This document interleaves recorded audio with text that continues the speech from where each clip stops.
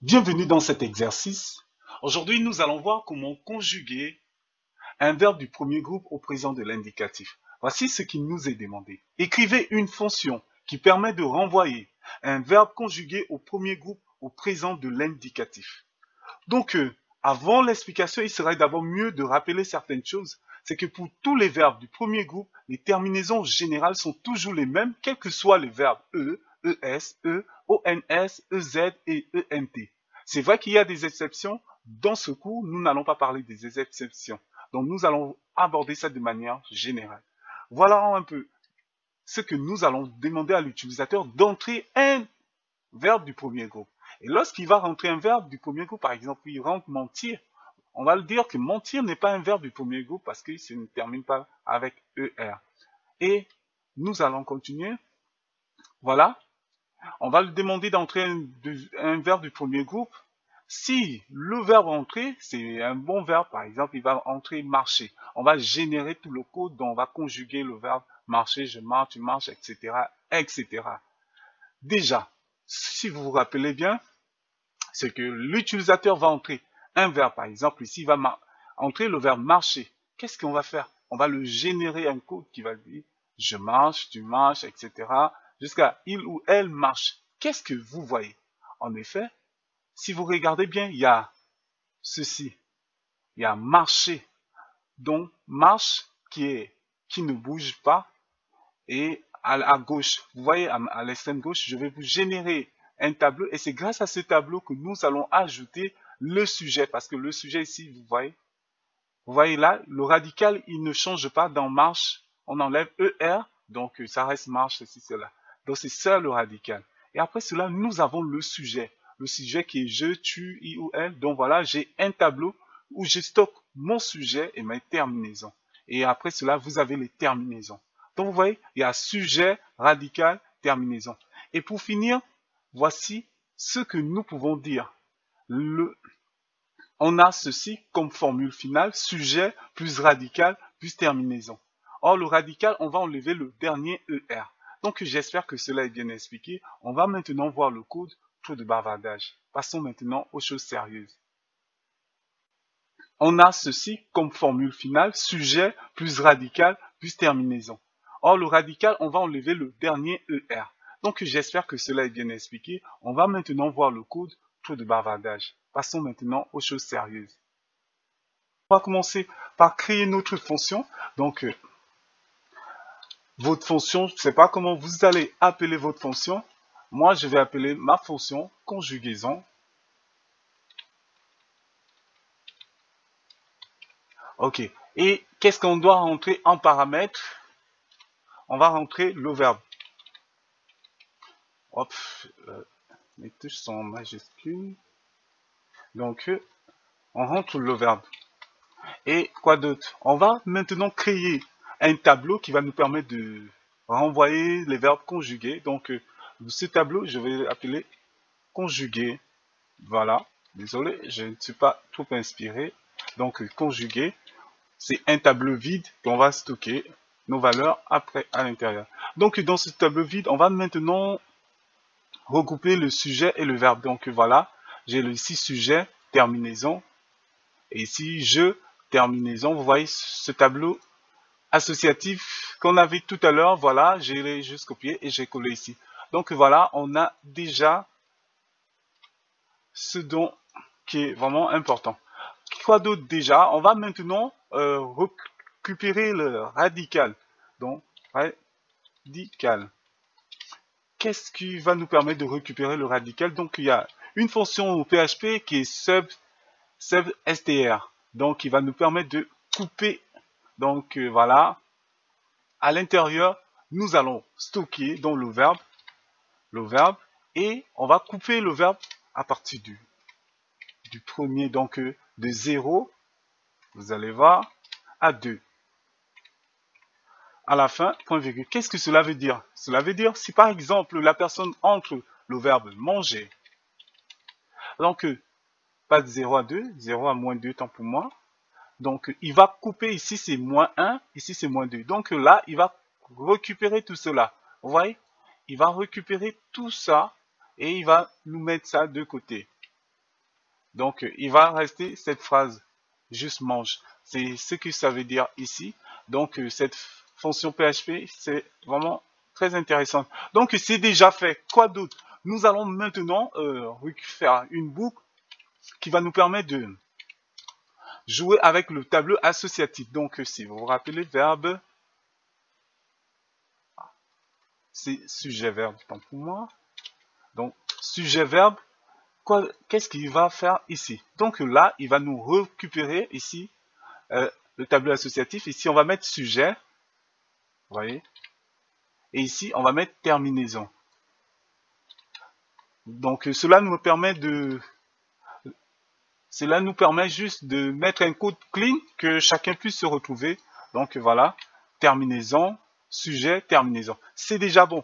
Quoi d'autre? On va déjà stocker tout ce qu'on va récupérer ici dans le for each parce qu'on veut faire un return après. Il doit nous retourner le verbe conjuguer. Donc nous, on va faire conjuguer. Très bien. Là, cette boucle, vu qu'on est dans une boucle, il va stocker tout ce qui est dans la boucle. Donc voilà, on va mettre égal à sujet, $sujet. Voilà les amis, donc point. Hop, regarde ce que j'ai fait. Sujet, point. Et quand on va laisser un peu d'espace, parce qu'on veut que sujet, voilà. Et après, radical, si vous vous rappelez bien. La formule, donc c'était sujet radical. Donc ici, $radical.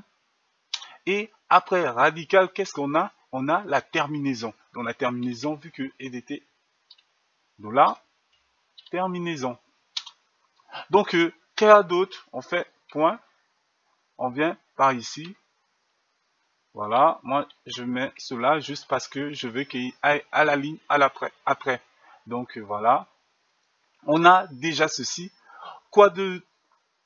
J'ai oublié un point virgule à la fin. Donc, on a déjà notre for each. Et comment faire un return simple? Donc, il va retourner le tableau, donc le tableau conjugué, donc le verbe conjugué en question, point, virgule.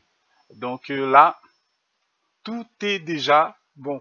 On a déjà fini de créer notre fonction. On va maintenant récupérer ce que l'utilisateur va rentrer. Donc on veut que la personne, lorsqu'il vient, il sera sur. On va lui demander un verbe. Si vous vous rappelez bien, qu'est-ce qu'on a dit? On va écrire un real learn qui va nous permettre de dire à l'utilisateur entrer un verbe du premier groupe. Donc vous voyez là,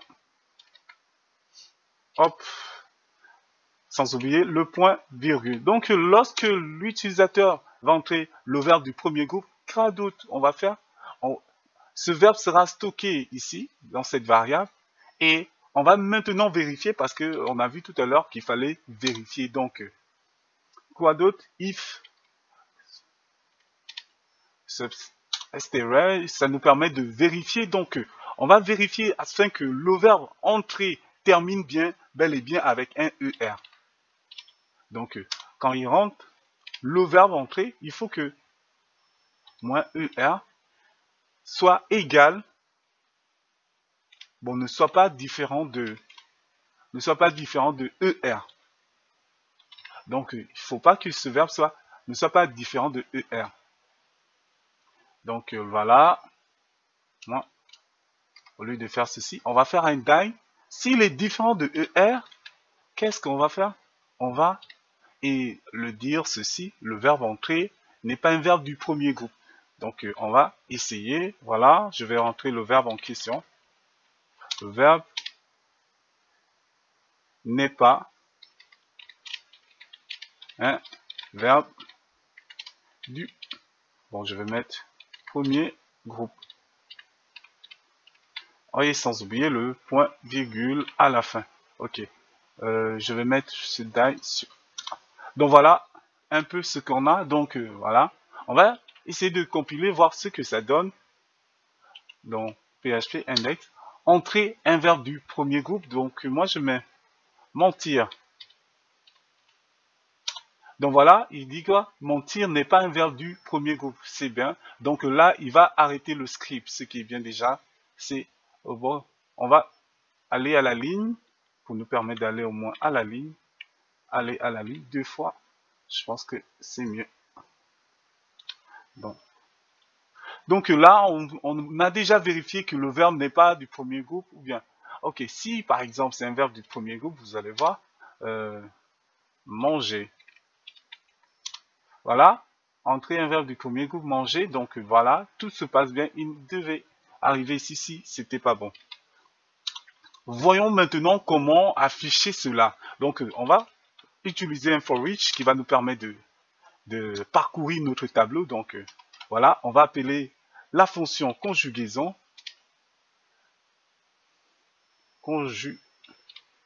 Voilà, on a notre fonction conjugaison et à l'intérieur, on va stocker notre fameux verbe, la variable verbe.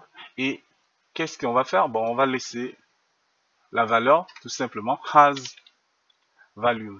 On va laisser le nom valeur. Voilà. Donc voilà, et on va maintenant afficher notre valeur. Et comment le faire? C'est simple. Donc juste un écho, c'est-à-dire la valeur, vu que dans notre fonction, on a déjà presque tout fait. Donc voilà. Yop.